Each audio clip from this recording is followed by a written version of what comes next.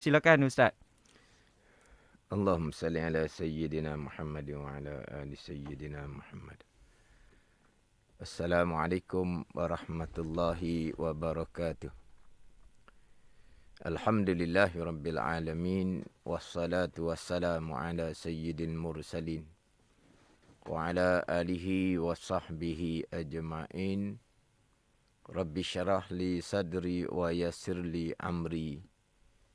Wahlul 'uqdatam min lisani yafqahu qawli. Subhanaka la ilma lana illa ma 'allamtana. Innaka antal alimul hakim. Wala hawla wala quwwata illa billahil aliyyil azim. Terima kasih kepada DJ Wadi. Dan insyaAllah untuk slot petang ini, slot talaki Safinatun Najah, menggunakan pakar kitab Safinatun Najah, akan mengulangi baca dalam kitab yang berkaitan dengan rukun Islam terlebih dahulu. Kemudian insya-Allah saya akan pergi kepada sambungan slot minggu lepas berkaitan dengan ta'rif ataupun definisi ihsan. Jadi kitab Safinatun Najah muka surat 2 bagi yang keempat daripada atas kalau edisi yang Jawi. Qala al-muallifu rahimahullahu ta'ala wa nafa'ana bi'ulumihi amin. Arkanul Islami khamsatun. Syahadatu an la ilaha illallah wa anna Muhammadar Rasulullah wa iqamus salah wa ita'uz zakah wa saumu ramadana wa hijjul baiti man istata'a ilaihi sabila. Terjemahan dia, bermula segala rukun Islam itu 5. Pertama, menyaksikan bahawa tiada Tuhan yang disembah dengan sebenar-benarnya melainkan Allah Subhanahu wa ta'ala, dan menyaksikan bahawasanya Nabi Muhammad sallallahu alaihi wasallam itu pesuruh Allah Subhanahu wa ta'ala. Jadi sebagaimana slot-slot yang terdahulu, kitab ini hanya membicarakan rukun Islam dan rukun iman. Kemudian saya pergi kepada ta'rifan ataupun definisi Islam dan iman terlebih dahulu. Kemudian saya pergi pula kepada ta'rif ataupun definisi ihsan. Islam, iman, ihsan adalah komponen ataupun kita panggil sebagai rukun agama. Rukun agama, komponen bahagian dalam agama ada 3, Islam, iman dan ihsan.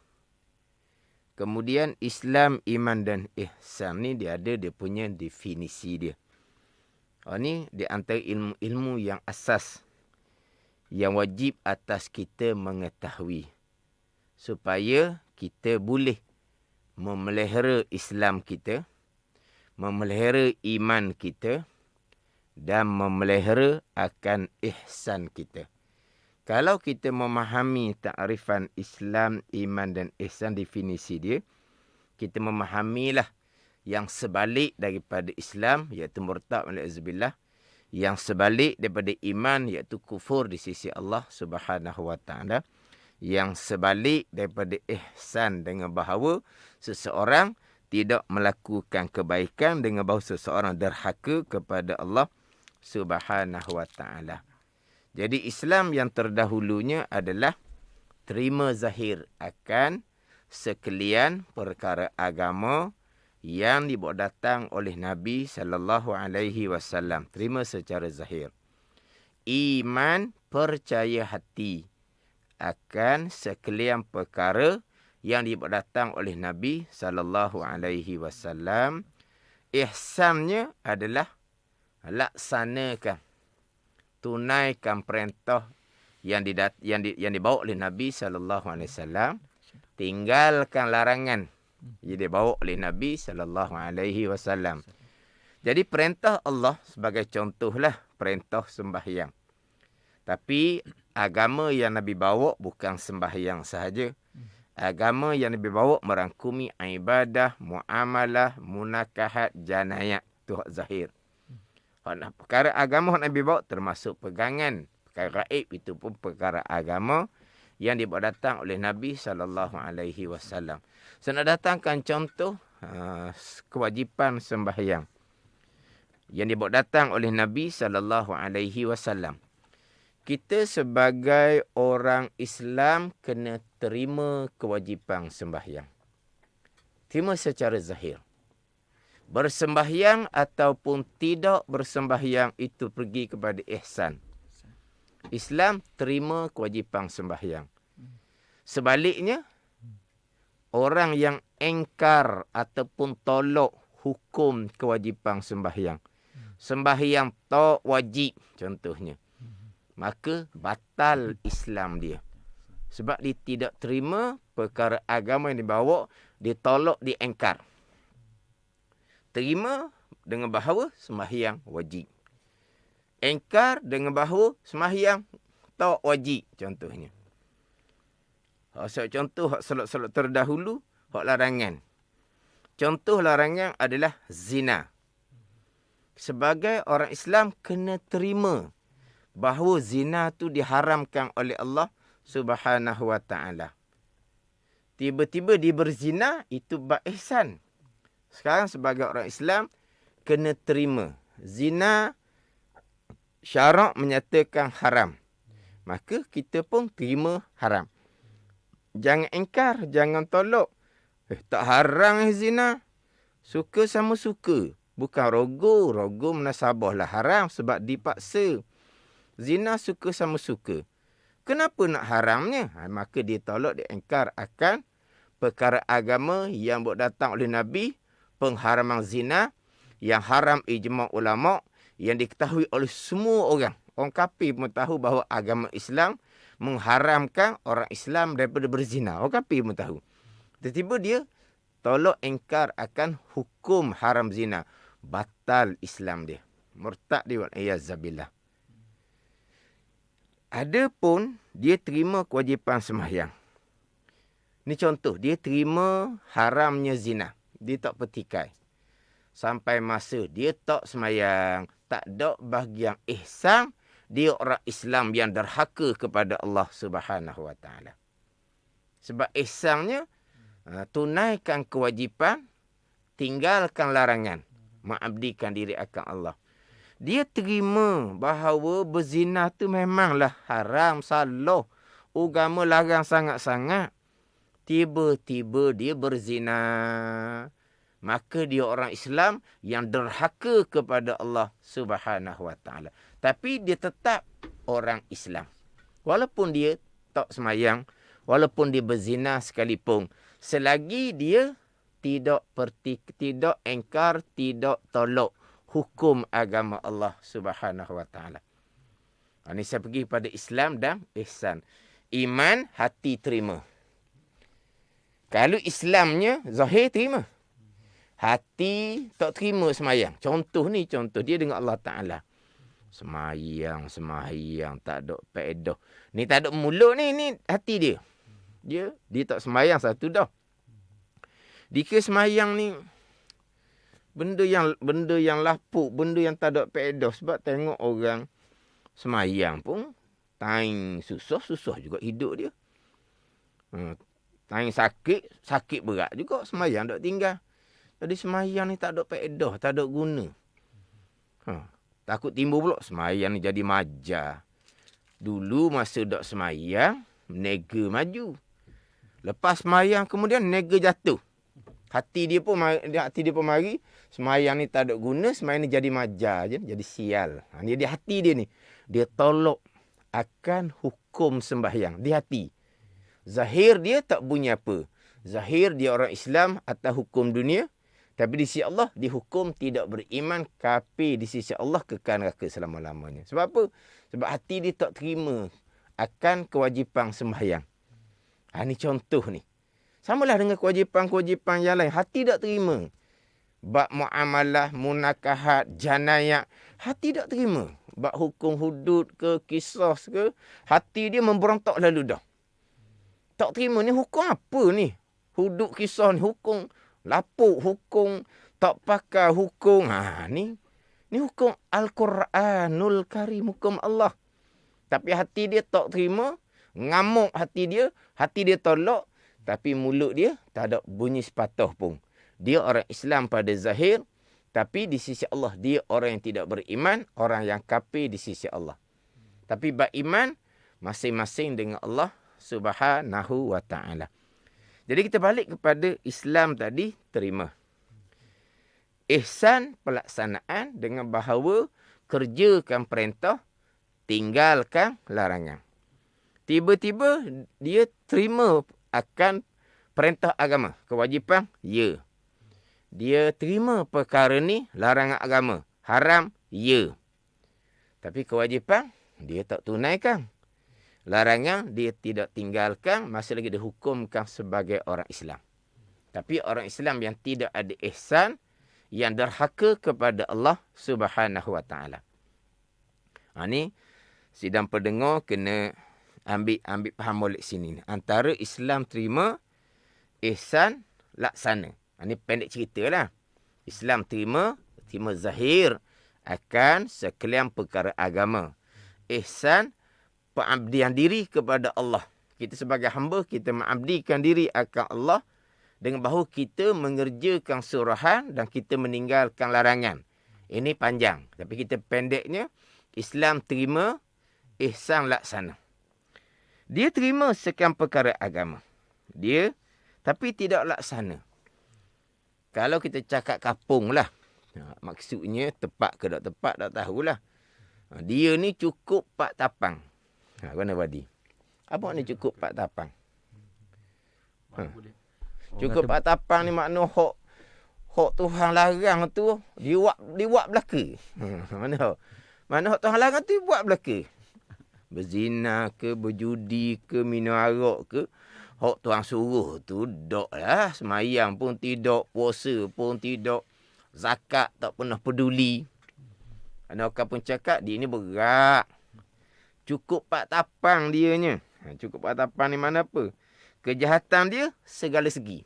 Itu cukup 4 tapang. Orang yang seumpamanya cukup 4 tapang ni, tak ada orang komen dalam FB biasanya. Kalau perkataan hak lorak-lorak negeri ni, adalah orang tolong betul ke orang tolong biasa je kadang-kadang. Dah kita ni hak pantai timur ni, orang pantai timur faham lah. Cukup 4 tapang ni mana, tak ada lah dia ni. Bab perkara hak jahat kok di dia belaka. Macam mana dia sebagai orang Islam? Dia tetap sebagai orang Islam. Walaupun cukup 4 tapang, selagi dia terima akan perkara agama. Dia tidak kerjakan suruhan, tidak ada ihsan, derhaka kepada Allah. Dia tidak tinggalkan apa yang dilarang. Maknanya dia tidak ada ihsan, dia derhaka kepada Allah Subhanahu wa taala. Maknanya orang Islam nak berkahwin dengan orang cukup 4 tapang sah. Nak berkahwin mungkin tidaklah. Siapa nak berkahwin dengan orang seumpama tu. Tapi dia berkahwin masa dulu daklah seumpama tu. Lepas jadi senang ni cukup 4 tapang contohnya. Maknanya pasangan contohnya isteri ke, nak kata macam mana suami seumpama tu. Tapi adakah suami itu masa lagi orang Islam? Masa lagi orang Islam, maka hubungan perkahwinan dia dengan isteri tadi ni, isteri pula jenis semayang bang, dok tinggal, taat kepada perintah agama. Tapi suami ni apabila jadi berjaya, senang hidup ni, jadi lupa agama. Lupa dah. Semayang, puasa pun dah. Joli dah dianya. Dulu tak joli. Sekarang ni joli dah. Maknanya, isteri solehah, baik isterinya. Jadi macam mana hubungan perkahwinan? Masih lagi sebagai suami isteri. Sebab masih lagi suaminya orang Islam. Siapa suami dia orang Islam? Suami dia tu joli dah. Dia masih lagi terima hukum agama. Tapi dia jadi ikut hawa nafsu dia. dia perkara suruhan tidak dipedulikan. Hak tah larang, jual dengan nafsu dia. Maknanya serasi dengan nafsu dia, dia buat belaka. Tapi hukum ni masih lagi orang Islam. Maka perkahwinan masih lagi terikat. Meninggallah orang hak cukup 4 tapang tadi ni, dia orang Islam.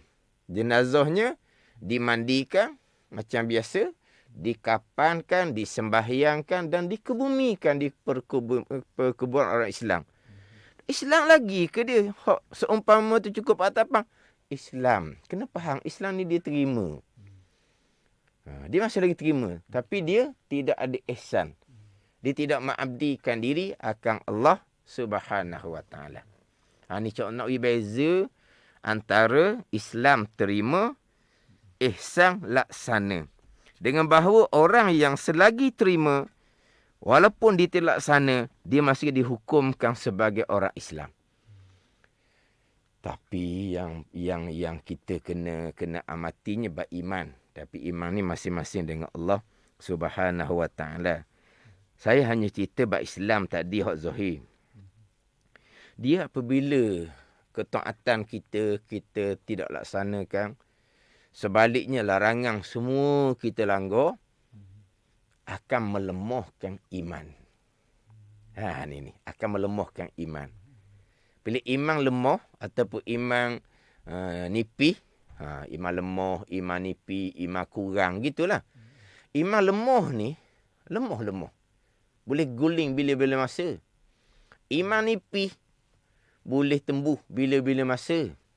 Pandai ni. Jadi hak iman ni, hak dalang ni.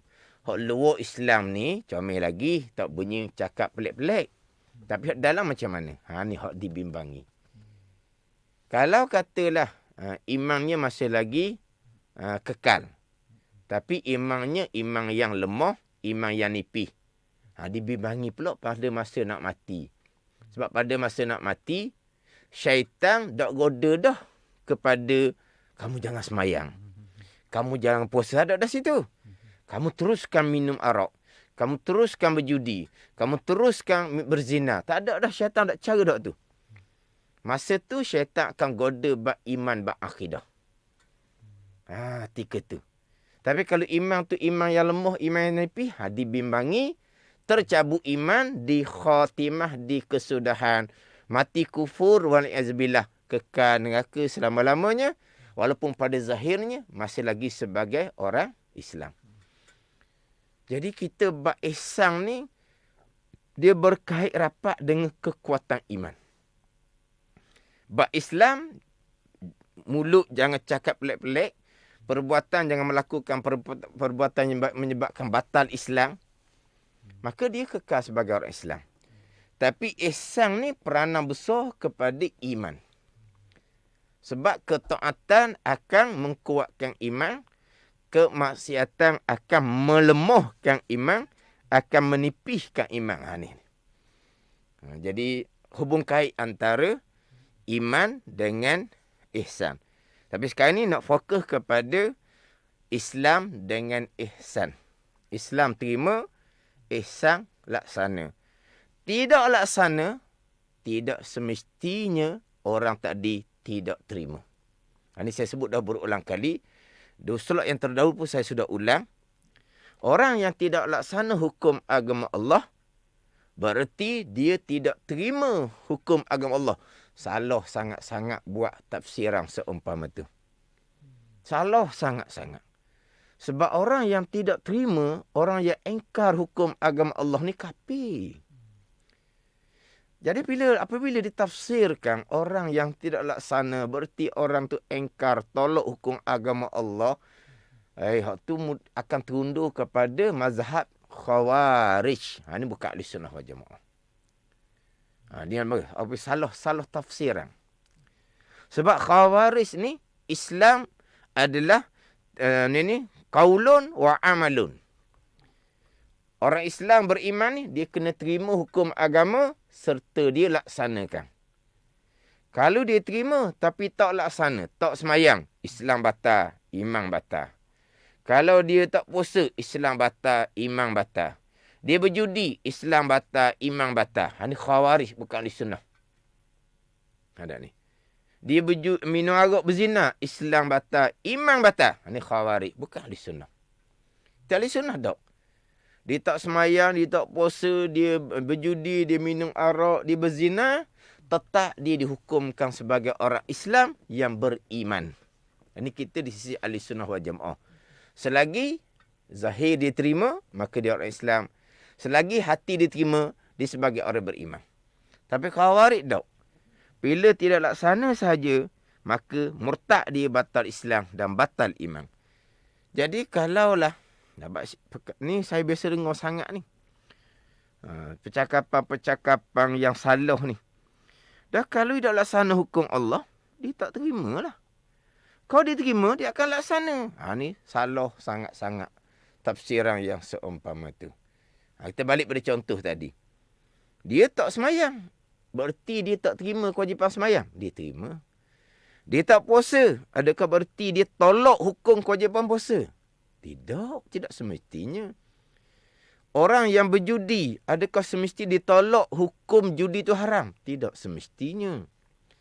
Jadi kalau letak kata tidak laksana, berarti tidak terima dan engkar hukum agama Allah, tolak hukum agama Allah. Itu salah sangat, itu kena perbetul molek. Lepas tu saya sebut dah berulang kali, pembicaraan Islam, iman, ihsan ni bukan pembicaraan tinggi. Ini pembicaraan asas. Kalau tak faham sini, nampak macam faham agama, reti agama. Kena tak faham pun beza antara agamanya, Islamnya bahagian apa? Iman, ihsannya bahagian apa? Islam terima, ihsan laksana. Orang yang terima serta laksana, dia orang Islam yang muhsin, orang Islam yang ta'ah. Dia terima tapi tidak laksana, dia orang Islam yang derhaka kepada Allah. Tapi dia tetap orang Islam. Dia masih lagi terima. Tetapi dia tidak laksana.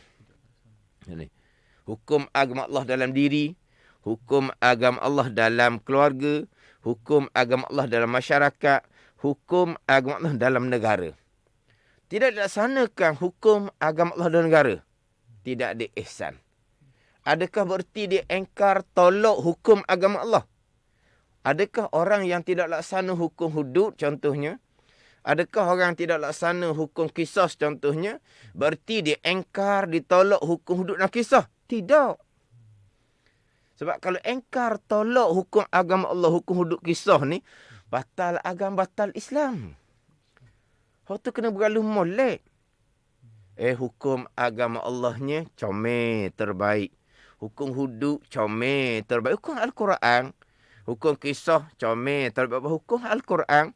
Tapi kenapa kamu tak laksana? Tak laksana, dia pun bagi alasan bagian.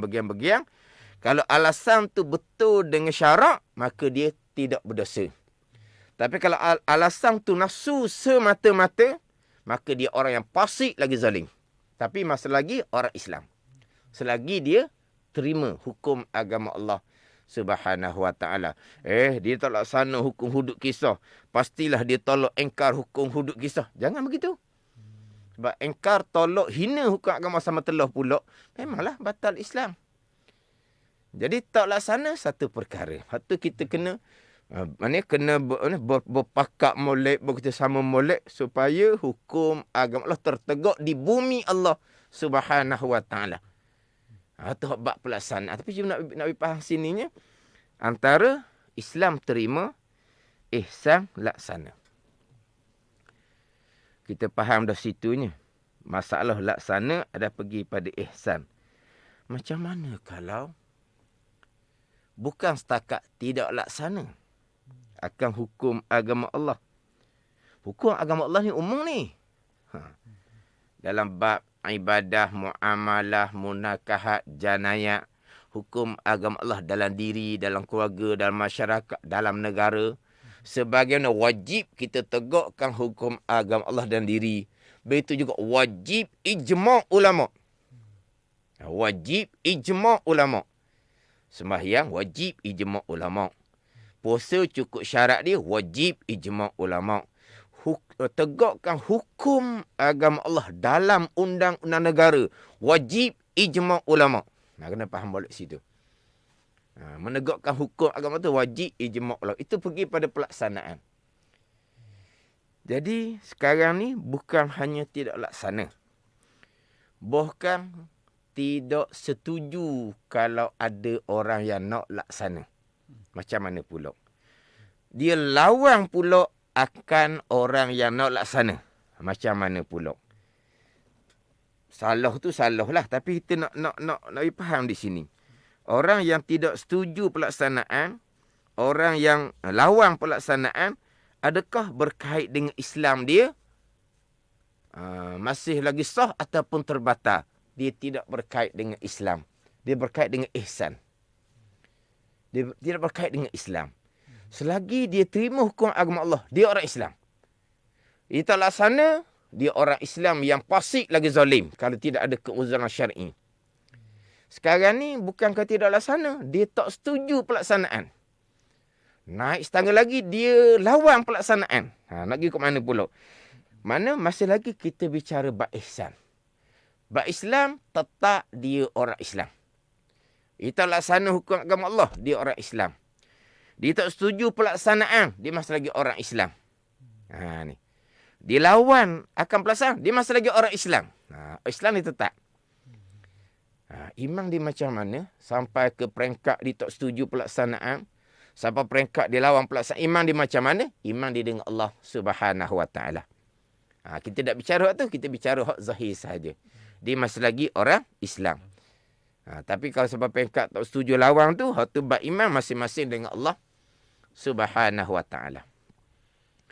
Jadi begini, kita ni misal. Lepas tu kita faham tadi pelaksanaan hukum agama Allah ni di dalam diri, keluarga, masyarakat dan negara.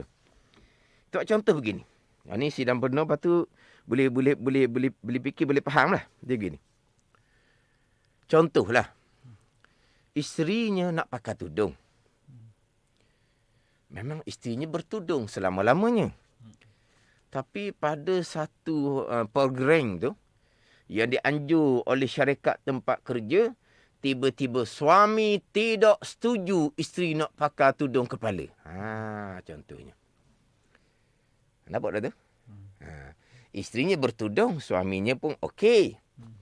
Biasa kan isteri yang solehah, suami yang kadang-kadang semayang bang pun tak cukup. Adalah seumpama tu. Macam tadilah isteri solehah, suami joli contohnya. Ada ni. Jadi suami dia ni memanglah isterinya bertudung. Okey je. Tapi satu ketika tu dia tak setuju. Malah ni kalau pergi program tempat kerja abang ni, abang tak setuju pakai tudung. Sebab apa? Tak sesuai pakai tudung. Contoh. Bab Islam tetap dia orang Islam. Sebab apa? Sebab suami dia tidak pertikai kewajipan pakai tudung. Dan memang isteri dia pakai tudung. Cuma untuk satu program, suami dia tak setuju pelaksanaan pakai tudung menutupi aurah. Tak setuju. Lepas tu kalau kata suami, isteri nak pakai juga, suami dia lawan. Contohnya. Nak kira macam mana tu? Bab Islam, jangan kosek. Dia tetap orang Islam. Dosa ke tak berdosa? Bab dosa ke tak berdosa ni, bukan kata suami tu tak setuju isteri pakai tudung. Suami biarkan isteri.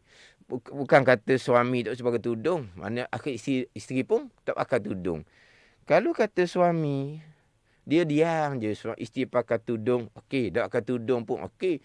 Isteri yang biarkan isteri tak pakai tudung, suami berdosa dah. Sama telah pula suami yang suruh kamu jangan pakai tudung. Tu lagi lah berdosa. Sekarang ni isteri nak pakai tudung ke, tak mau pakai tudung ke, atas awak. Mana suami tak heran. Tiba-tiba isteri pakai tudung. Suami tak suruh. Isteri tak pakai tudung. Isteri kepala dogot pakai tudung. Suami tak suruh. Tapi suami biarkan isterinya tak pakai tudung. Berdosa tak suami? Berdosa kerana dia membiarkan. Dia hanya membiarkan saja pun berdosa dah. Sementara kalau dia yang suruh jangan pakai tudung. Maklumlah. Memang berdosa sangatlah dianya. Tapi macam mana dengan Islam? Islam tetap sebab dia masih lagi terima. Tutung aurah ni wajib. Tu dia terima sangat-sangat. Kami, ni satu program ni je. Janganlah pakai tudung. Misal lah. Adalah kerana apa ke. Dok paluk dengan isteri kawan-kawan dia ke. Macam mana ke. Gitulah. Tapi nak faham, nak cerita sini. Saya sebut tadi. Bukan dia tak laksana. Bahkan dia tak setuju pun pelaksanaan. Dia tak setuju pun isteri dia pakai tudung. Gitu lah. Adakah terbatas Islam dia? Tidak. Tapi berdosalah dianya. Suami apa yang seumpama tu? Kamu biarkan isteri kamu tidak bertudung, kamu berdosa dah. Kamu suruh dia tidak bertudung. Sama telah lah. Kamu marah pula dia nak pakai tudung. Ni.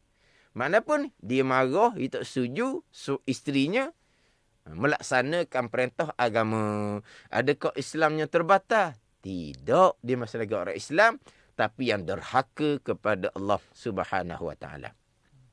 Pada ni. Bukan kata tak laksana ni.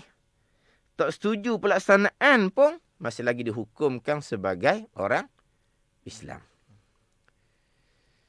Ni nak contoh hak lebih mudah kita nak nampak.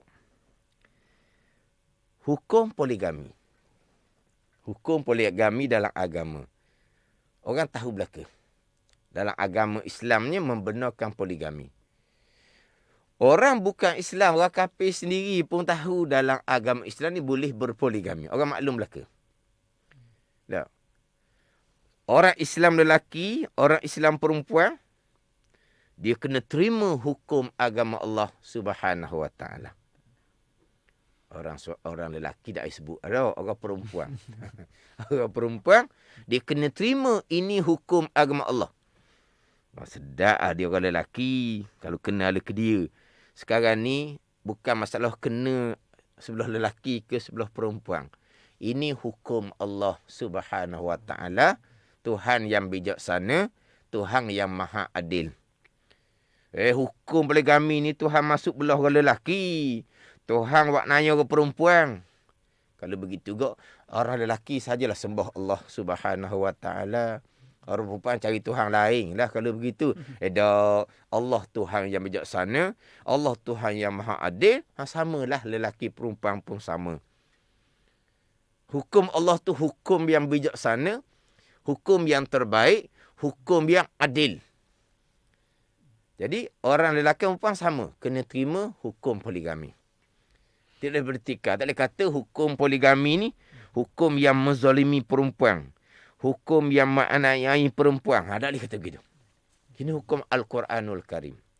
Okey, selesai sebagai orang Islam. Lelaki, perempuan sama. Selesai sebagai orang Islam, terima. Terima hukum agama Allah Subhanahu Wa Taala. Sampai masa pelaksanaan. Ni. Sekarang ni bab pelaksanaan bukan bab Islam. Bab Islam lelaki perempuan terima. Okey, orang Islam. Bab pelaksanaan.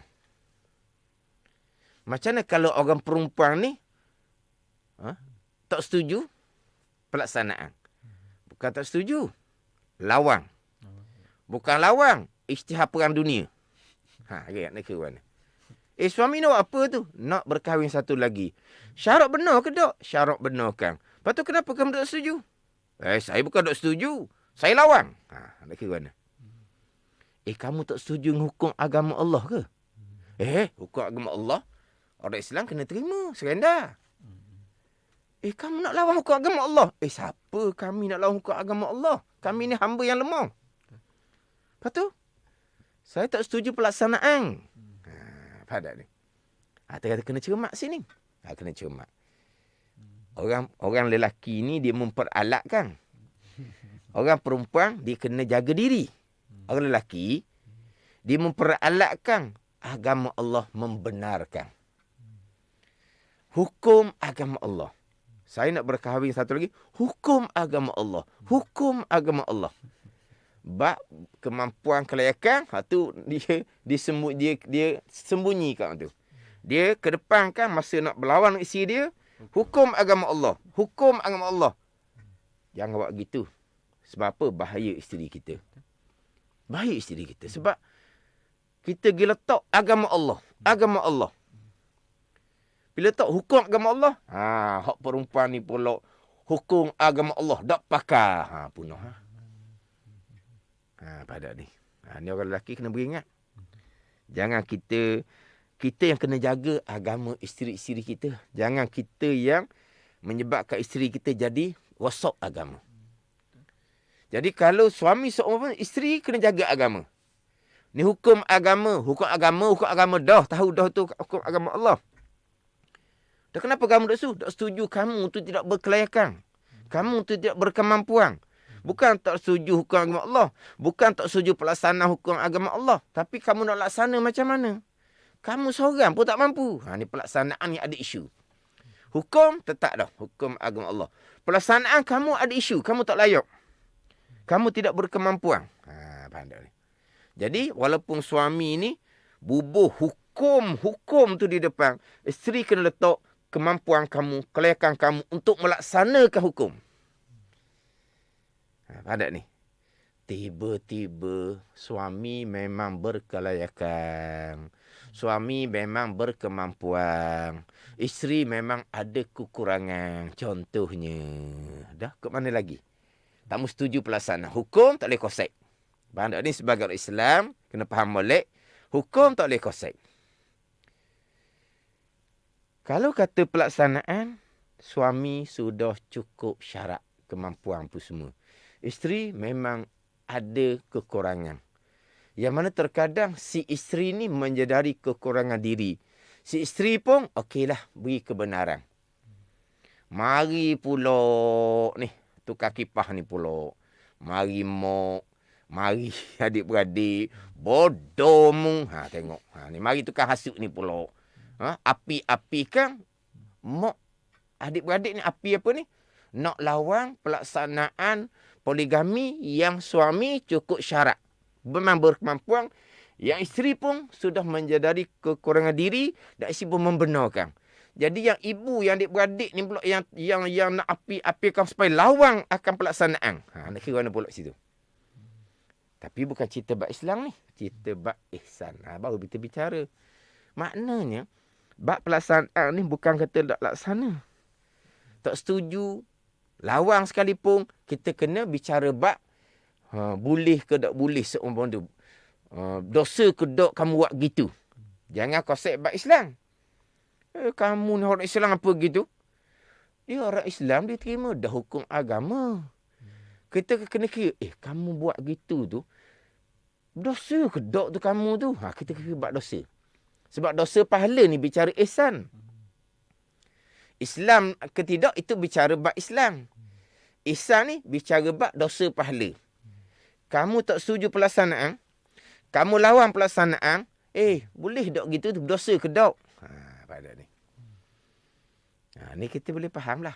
Orang yang hukum agama yang lebih besar dalam negara apa semua, tidak laksana, apa kerana?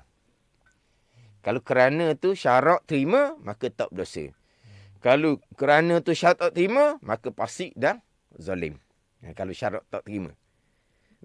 Kalau syarat tak terima, maka orang ni fasik dan zalim. Fasik dan zalim ni, malaikat akan catat dosa setiap saat selagi kamu tidak laksana tanpa ada uzur syar'i.